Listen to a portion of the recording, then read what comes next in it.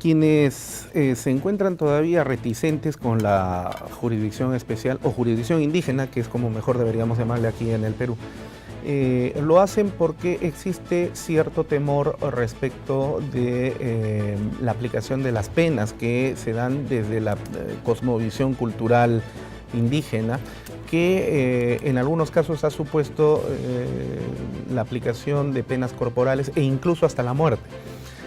Por ejemplo, el año 1999, cuando yo me desempeñaba como fiscal adjunto provincial mixto en Satipo, conocí un caso de un niño que había hurtado una suma de dinero de su nampitzi a Xaninca, y que luego de que se había juntado toda la comunidad y habían exigido que se devuelva, nadie decía esta boca es mía.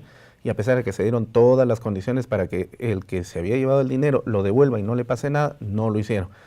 Hasta que finalmente se descubrió a este niño y a pesar de que él negó el hecho, sin embargo, ya luego tuvo que confesar que efectivamente se había hurtado el dinero. Ahora, el dinero no es importante en esa comunidad porque ahí no hay tiendas, no hay nada que comprar. Pero cuando salen de esas comunidades y se van a la ciudad, ahí sí, porque se pueden comprar medicinas, pilas para las radios, que es tan importante para ellos, o sus chafles, ¿no? Sus machetes. Entonces, al atentar contra ese dinero comunal, no es como que yo te saque 300 soles del bolsillo, que te va a doler, pero finalmente pues, no le va a afectar a la comunidad, probablemente ni a tu familia.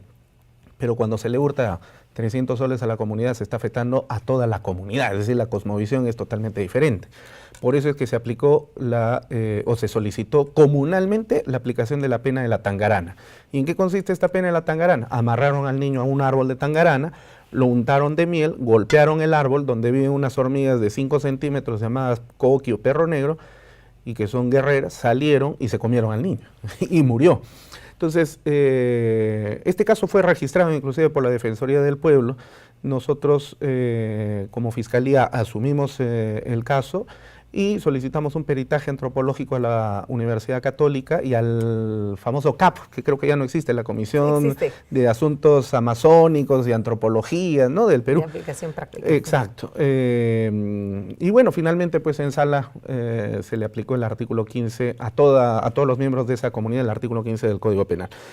¿Esto es jurisdicción, es aplicación de una justicia indígena? Yo creo que sí, ¿no? Porque finalmente se está haciendo justicia, pero el problema es precisamente cuando suceden casos, no digo que todos los casos son así, pero hay casos en los que se presentan circunstancias como estas, ¿no? Donde desde nuestra perspectiva son violados los derechos fundamentales, como por ejemplo a la vida, pero yo recuerdo muy bien que en un trabajo tuyo tú señalabas que la definición de derechos fundamentales también debe ser dado desde una perspectiva y un prisma cultural, es decir, lo que para nosotros son derechos fundamentales no necesariamente lo son para esos pueblos originarios. Para ellos, en la balanza de los derechos humanos más importantes son los derechos de la comunidad que del individuo. Entonces, si un individuo ataca a la comunidad, ese individuo pues tiene que ser anulado, ¿no? ¿Cómo evalúas a veces estos casos, Raquel? Que debe ser difícil también asumirlos porque digamos, pues chocan con todo el sistema y contra los reticentes y los detractores de la aplicación de la justicia especial en el país. Bueno, efectivamente, este tema que has tocado es bastante complejo, pero podemos irlo desbrozando, ¿no? Uno es, cuando me preguntabas cuál es el estado del reconocimiento de la jurisdicción indígena, está, digamos, hay un reconocimiento de la jurisdicción indígena para evitar su represión. Entonces, hay áreas que no ofrecen conflicto. Por ejemplo, los sistemas jurídicos indígenas se sustentan en toda una cosmovisión, inclusive en una espiritualidad, y como eso no ofrece conflicto, el Estado no lo reprime.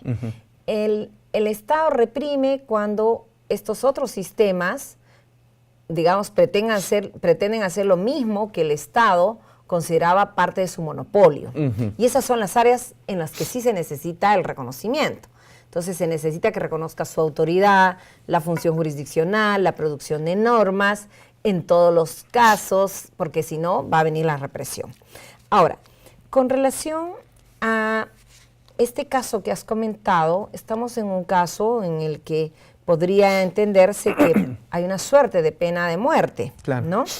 Y bueno, pues muchos pueblos tienen, muchos estados todavía en el mundo tienen pena de muerte. Ujú. Como tú decías, el Estado peruano también, en caso de Terrorismo y traición a la patria. terrorismo no está permitido porque violaría el Pacto de San José, ¿no? Porque fue una causal que quisieron dar después del Pacto de San José. Pero sí por traición a la patria en caso de guerra exterior.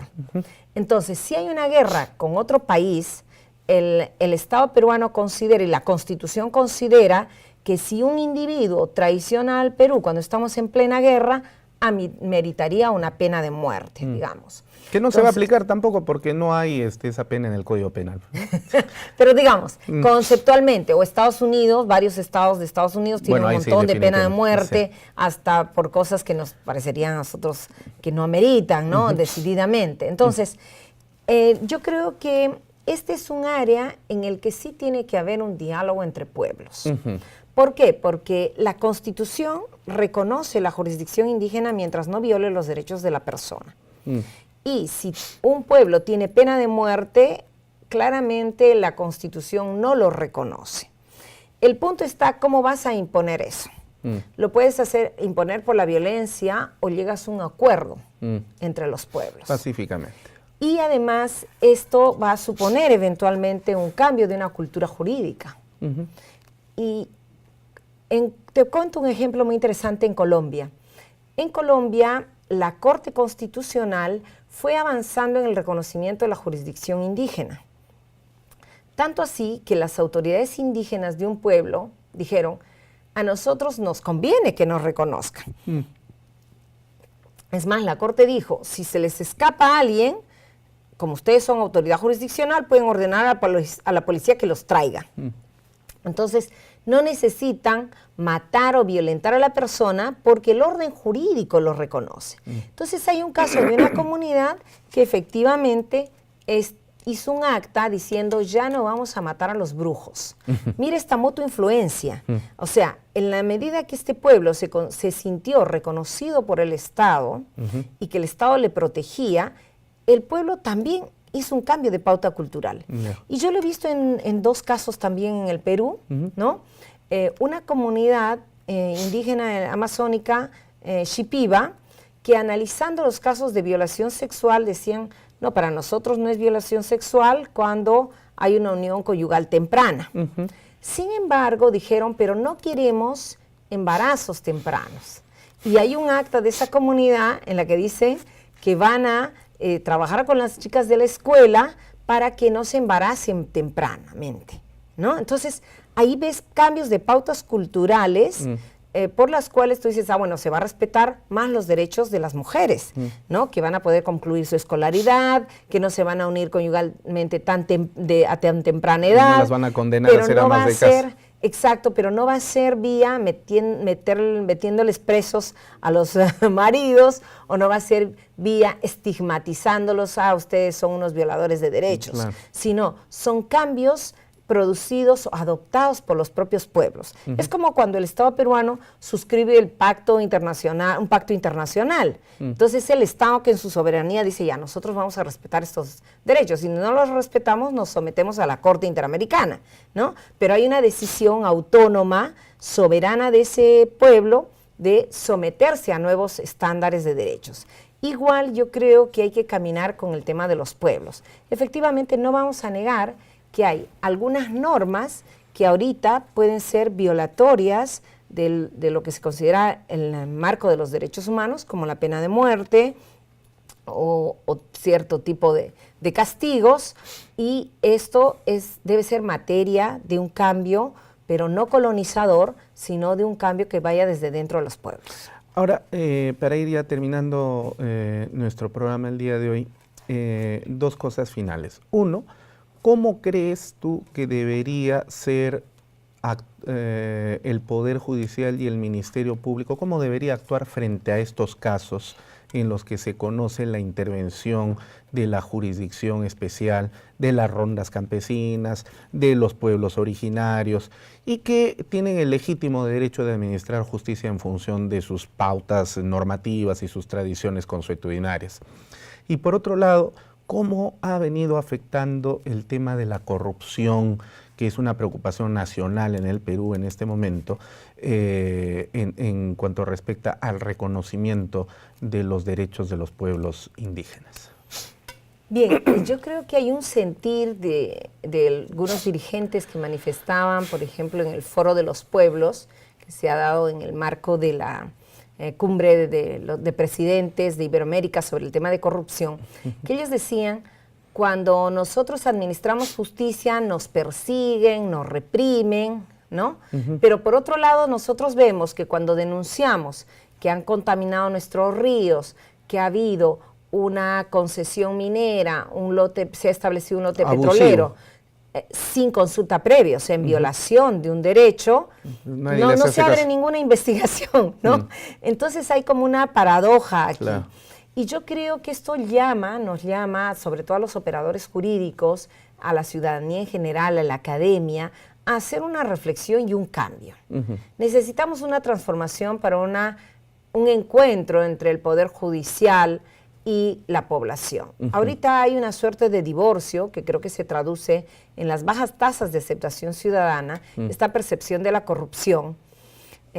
Por ejemplo, en Madre de Dios hay una comunidad, mencionábamos hace un rato, la comunidad nativa Tres Islas, gana una sentencia en el Poder Judicial, en la Corte Suprema, gana una sentencia también en el Tribunal Constitucional, justamente por haber ejercido su jurisdicción indígena, no dejar ingresar a mineros, taladores que instalaban prostíbulos y contaminaban su territorio. Ellos son denunciados, más bien al inicio la presidenta enfrentaba posiblemente 6 años de prisión, ¿no?, que era el pedido fiscal, y ganan en la Corte Suprema, dice: no, eso no es obstrucción del tránsito, la empresa privada. Esto es ejercicio de su función jurisdiccional. El tribunal, con otro razonamiento, dice: esto es ejercicio de la autonomía y la propiedad territorial. Y han pasado casi 7 años y la comunidad sigue batallando, han cambiado más de 5 jueces en la región y no se acaba de ejecutar su caso, ¿no? O le dicen: bueno, usted ha ganado costos, pero su viaje a Lima, al Tribunal Constitucional, eso no se considera entre los gastos, ¿no? Entre los costos. Entonces, hay una percepción de que, ¿por qué dicen ellos?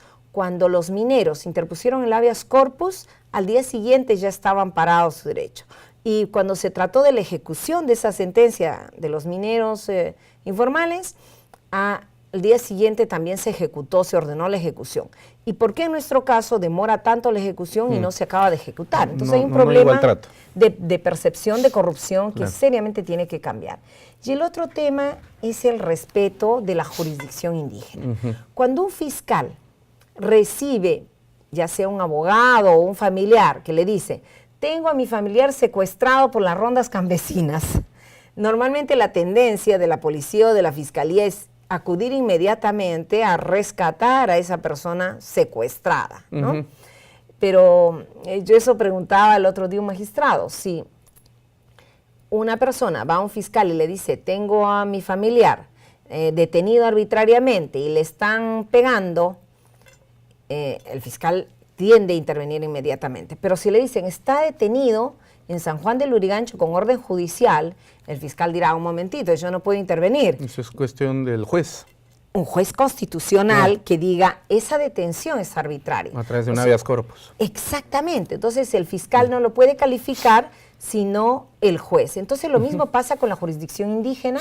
Los fiscales, policías tienen que respetar la jurisdicción indígena, salvo que un juez constitucional lo califique como violatorio. Y ese juez constitucional está obligado a una interpretación intercultural del derecho y esperemos que en algún futuro no muy lejano, que ese juez constitucional pueda ser un tribunal mixto, donde también estén autoridades indígenas y ordinarias que decidan sobre una interpretación intercultural de los hechos y el derecho, caminando hacia un Estado plural. Muy bien. qué tirano es el tiempo realmente y no nos permite seguir saboreando con toda esta el conjunto de cosas que todavía quedan en el tintero. Pero vamos a seguir conversando. Raquel, por favor, te vamos a comprometer aquí públicamente para que puedas estar con nosotros en el programa y seguir tratando este interesante tema. Un gusto. Muchísimas gracias por habernos acompañado. De esta manera, entonces, llegamos a la parte final del programa del día de hoy. En nombre del señor Fiscal Supremo del Ministerio Público, Gonzalo Chávarri Vallejos, presidente del Consejo Directivo de la Academia de la Magistratura, les agradecemos a todos ustedes por seguirnos semana a semana en este vuestro programa. Por supuesto, nuestra gratitud también sempiterna a JNE TV, que nos permite llegar semana a semana hasta vuestras pantallas. Con ustedes será hasta la próxima edición de Referente Jurídico. Permiso.